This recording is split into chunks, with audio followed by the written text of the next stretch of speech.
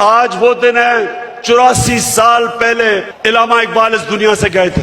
سامنے ان کا مزار ہے اور وہ ایک ایسا انسان تھا شاید ہی کوئی ایسا ذہن 500 سال میں مسلمان دنیا میں آیا ہو. اور علامہ اقبال کی جو پوری کوشش تھی کہ ایک غلام قوم کو اٹھائے, زندہ کرے غلام قوم کو, ان کی اتنی شاعری ہے. لیکن جو مجھے سب سے زیادہ پسند ہے اور آج جو میں ایک فکرہ کہنا چاہتا ہوں کہ اس رزق سے موت اچھی ہے جس رزق سے پرواز میں آتی ہے کوتاہی. یہاں 1940 میں جب قائد اعظم نے پاکستان کی ریزولوشن قرارداد پاکستان پاس کی تھی, کیوں ایک اتنی بڑی خواب انہوں نے یہ اناؤنس کی تھی کہ ہندوستان کے مسلمانوں نے فیصلہ کیا کہ ہم ایک آزاد ملک میں رہنا چاہتے ہیں.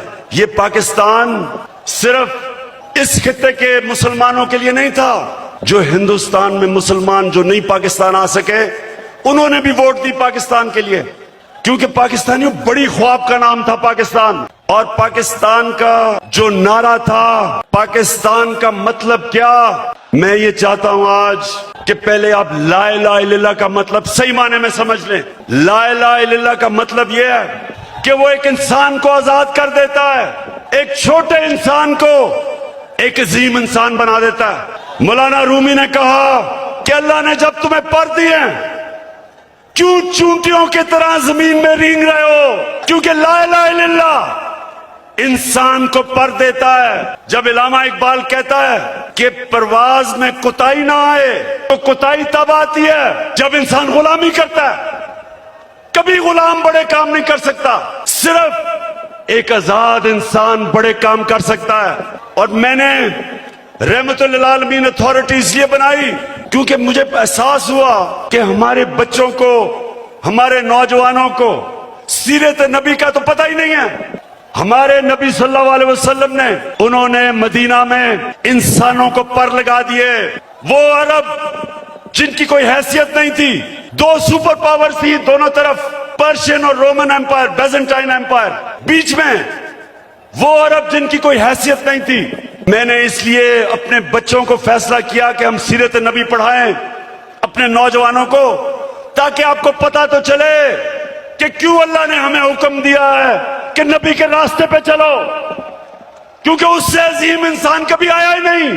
تو پاکستانیوں, میں چاہتا ہوں کہ آپ اپنا مقام سمجھیں. قرآن میں اللہ کہتا ہے کہ میں نے انسان کو اشرف المخلوقات بنایا, سب سے عظیم مخلوق. فرشتوں کو کہا کہ انسان کے سامنے جھکو. شیطان کو انہوں نے جنت سے نکالا ایک وجہ سے, عبادت تو وہ سب سے زیادہ کرتا تھا اللہ کی, کیونکہ اس میں تکبر تھا, کہتا میں انسان کے سامنے نہیں جھکتا. اور اللہ نے اسے کہا کہ تمہیں بھی اندازہ نہیں کہ میں نے اس کو کیا صلاحیتیں دی ہیں. اور قرآن میں پھر یہ بھی ہے, جب انسان اوپر جاتا ہے تو فرشتوں کے سے اوپر چلا جاتا ہے, لیکن جب وہ گرتا ہے جانوروں سے نیچے گر جاتا ہے.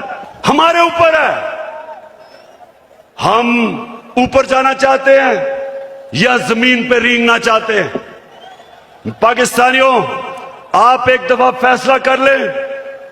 جب آپ فیصلہ کریں گے کہ ہم کسی صورت سوائے اللہ کے کسی کے سامنے نہیں جھکیں گے, آپ کی پرواز اوپر چلی جائے گی. جس دن لا الہ الا اللہ کا مطلب آپ سمجھ گئے, آپ کی زنجیریں ٹوٹ جائیں گی.